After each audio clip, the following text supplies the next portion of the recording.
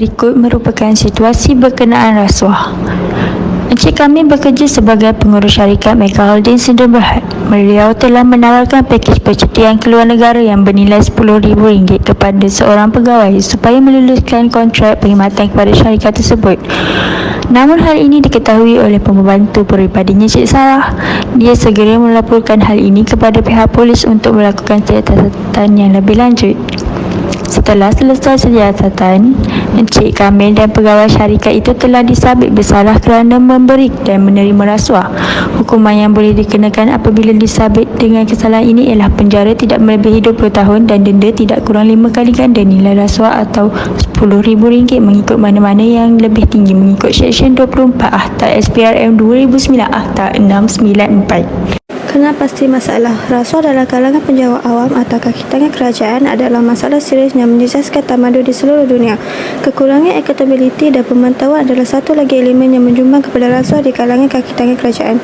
Dengan kekurangan kawalan dan kelemahan sistem pelaksanaan kerja, adalah sangat mudah bagi individu untuk menggunakan peluang ini untuk melakukan kesalahan dan menyalahgunakan kuasa, menyebabkan pihak berkuasa boleh terlibat dengan amalan rasuah tanpa rasa takut akan kesannya.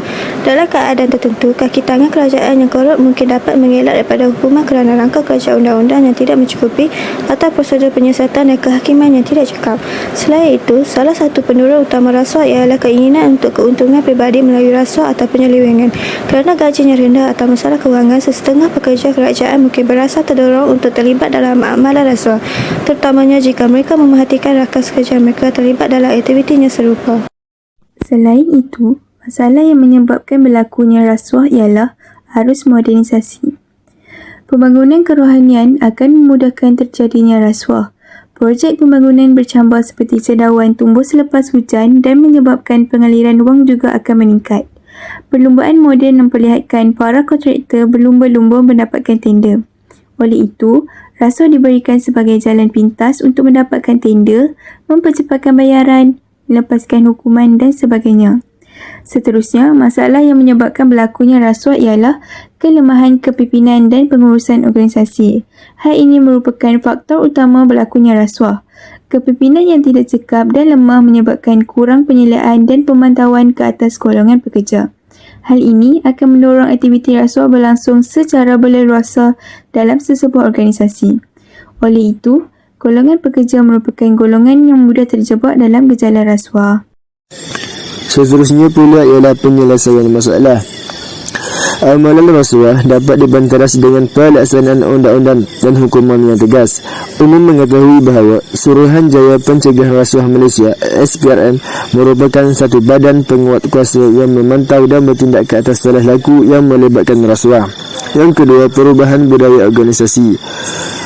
Pentadbir harus menggalakkan budaya organisasi yang menolak amalan rasuah dan mementingkan integriti dalam kalangan para pekerja.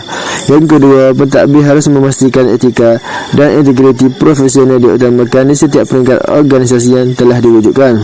Setiap badan organisasi harus melakukan pembaharuan birokrasi, iaitu pentadbir harus melakukan reformasi birokrasi untuk mengurangkan prosedur yang membolehkan amalan rasuah berlaku dalam kalangan pekerja.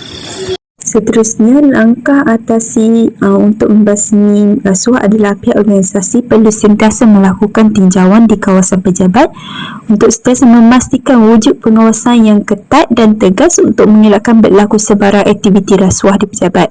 Jika berlaku, pihak berwajib boleh memecat pekerja tersebut atau mengenakan denda yang berat sebagai amaran untuk mengelakkan aktiviti rasuah berlaku seperti gantung kerja.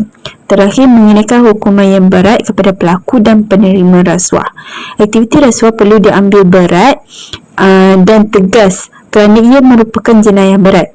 Individu yang memberikan rasuah dan penerima rasuah boleh dikenakan hukuman berat, contohnya penjara seumur hidup.